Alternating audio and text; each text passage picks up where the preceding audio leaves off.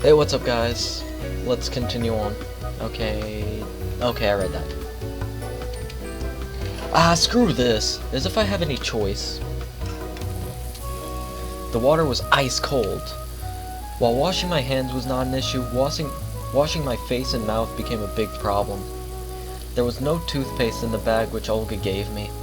I could brush my teeth without it, but there was a small round box wrapped in the towel. Tooth powder. Cute. 1 point for me being somewhere in the past. I washed myself quite quickly, also due to the ice-cold water. Someone was coming quickly, or more like running towards me. I turned around.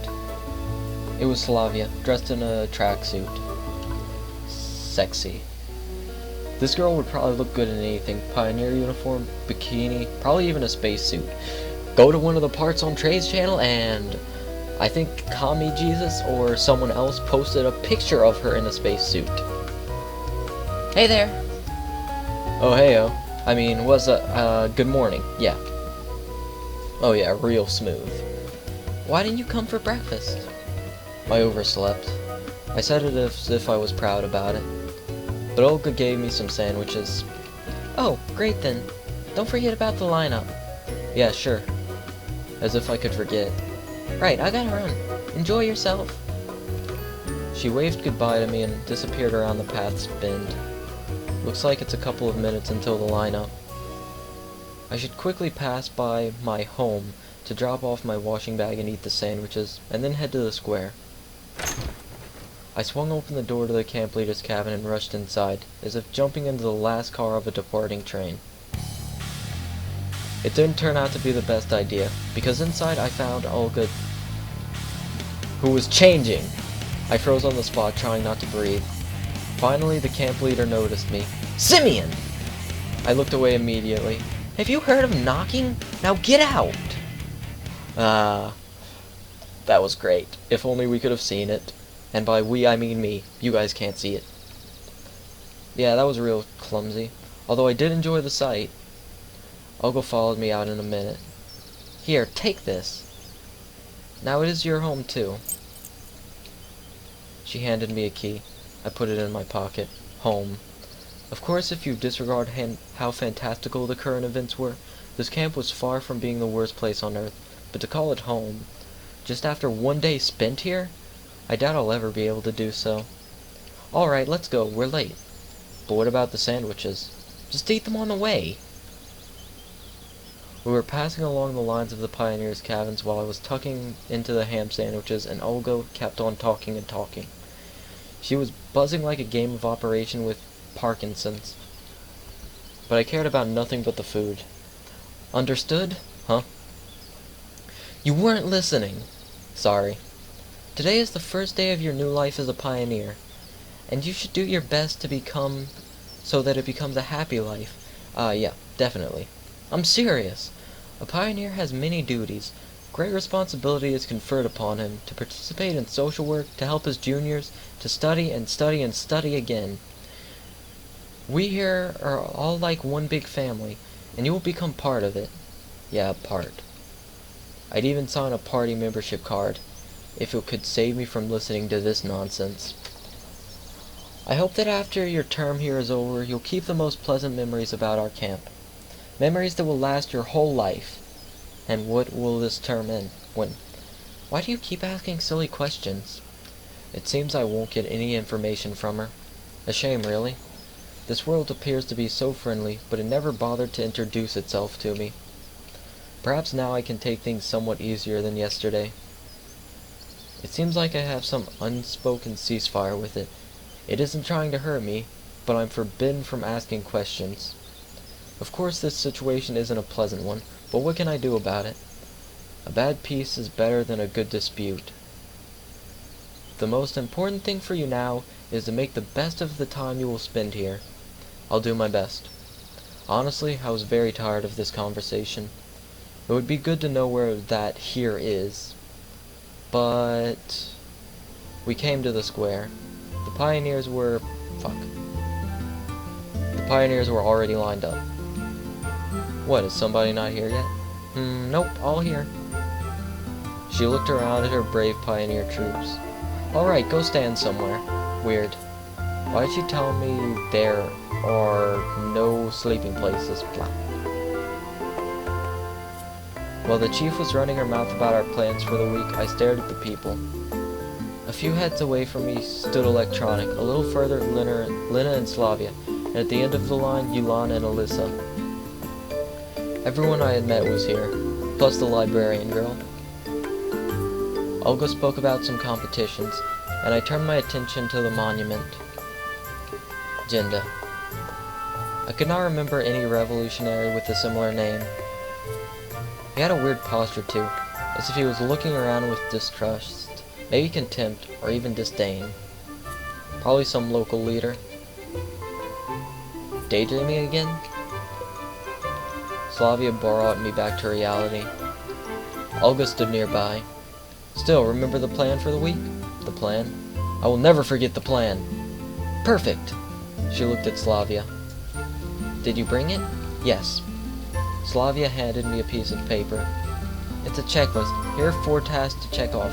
Do all of it today. Before you start, sign up for a club. There are some clubs in the clubhouse, and a musical club in a separate building. Then visit the infirmary. And finally, visit the library. Got it? Yes. The checklist seemed like a good chance to find out something, since I had to go to places I haven't been before. Then come on, start right now. What about lunch? Don't worry, I'll bring you more sandwiches. The checklist is more important. Good luck. They departed too fast for me to ask anything else. Missed breakfast, now I'll miss lunch too. This ain't good. Maybe I'll manage it in time somehow. Lunch starts at 1 p.m. Then again, if I go there, I might miss a place from the checklist. Okay, it's too early to go to the canteen anyway. Okay, let me think here. Huh.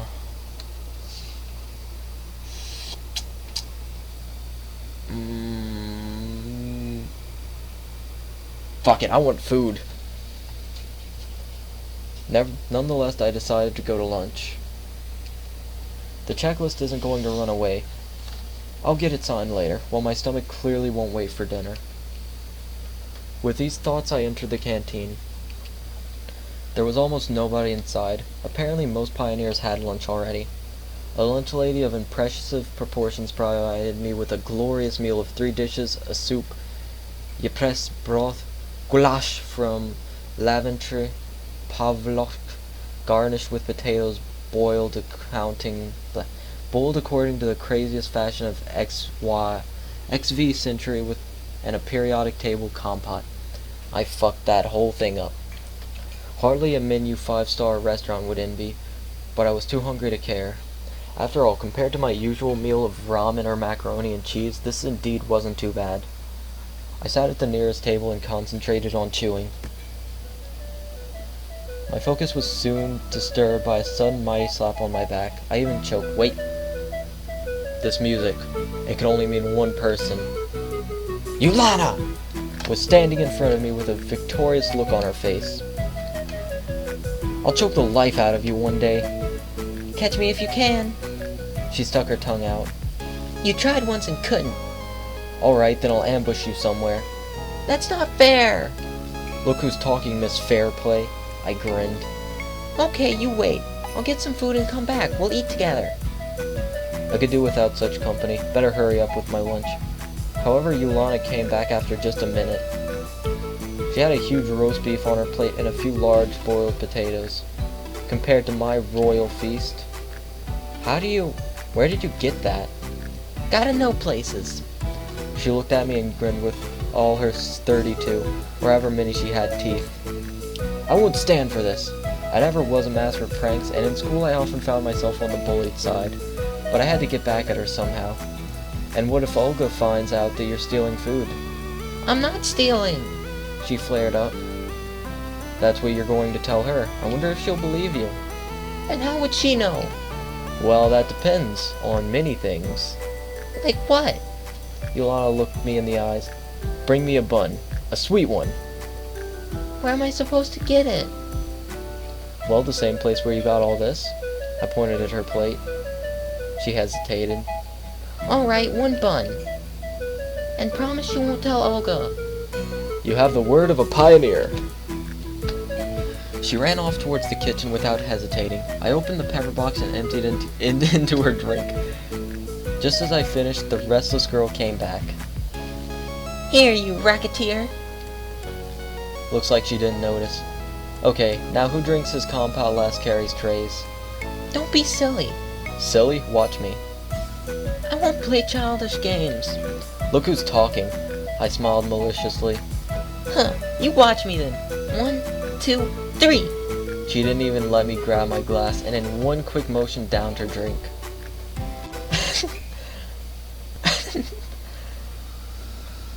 This is great.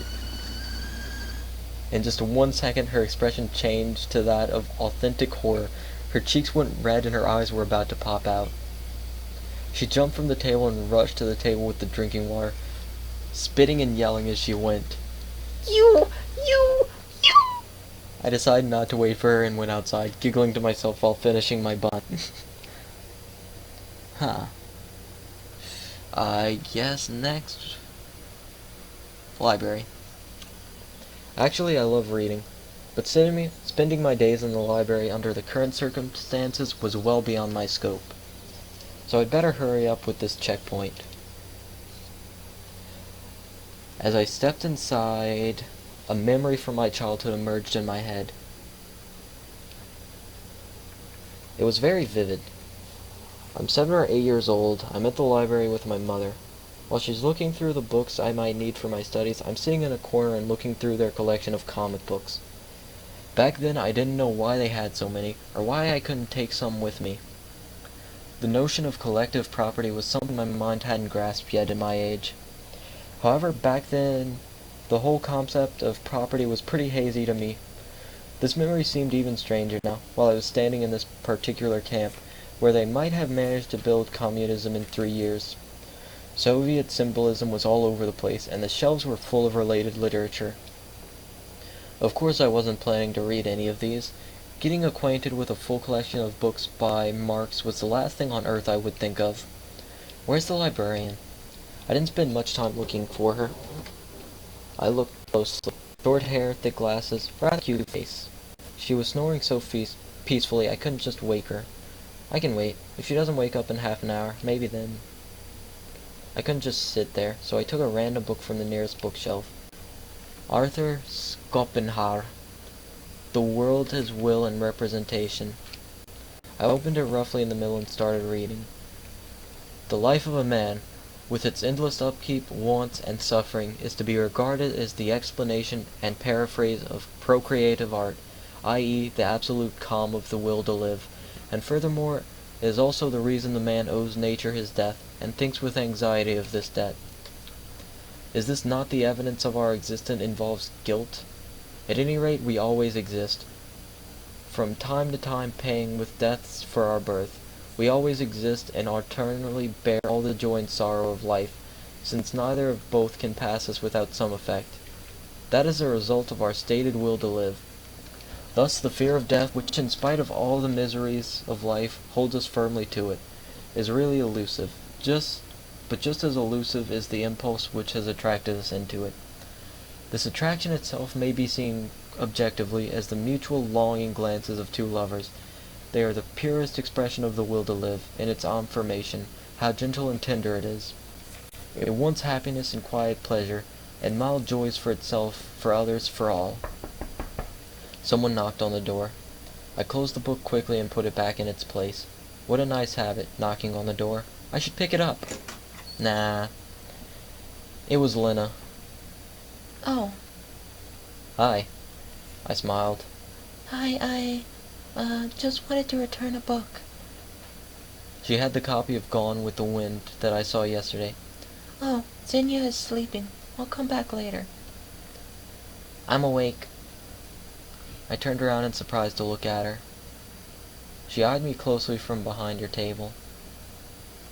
What is it you wanted? I need you to check here. Give it here. She quickly signed the paper and gave it back to me. She had this look on her face that made me want to keep quiet. Lena came up to her to return her book. I thanked Xenia and went out.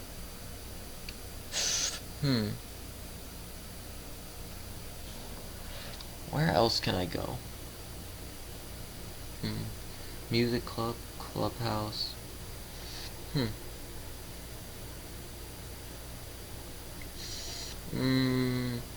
Guess I'll go to the infirmary. What's the point of visiting the infirmary? My health was fine. The fresh local air clearly did me some good. I felt fresher than usual, but I just have to visit it. I entered. A common infirmary, like my school's doctor's room. A middle-aged woman sat at the table. Obviously, she was a nurse. She gazed intently at me, assessing me while continuing to write something.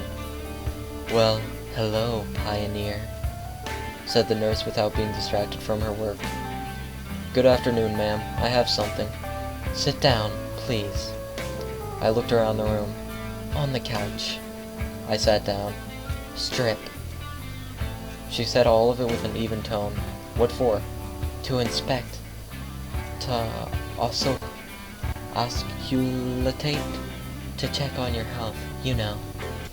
By the way, my name is Violetta. You can call me Viola." She turned to me. "What are you waiting for? Strip." "But I have no health issues. I've got this." I neatly gave her the paper. "Later."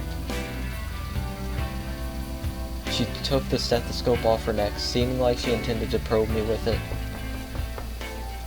But then someone knocked on the door. The nurse answered unwillingly. "Come in." In a moment the door opened widely and Electronic rushed inside.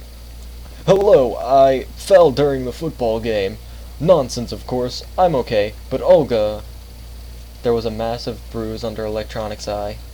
I doubt that this could be a football injury. "Sit down, I'll have a look," she said to him. "And you, pass me your checklist." The nurse quickly signed it and continued. "If something hurts, come to me immediately, pioneer." I decided not to answer and went out, closing the door behind me.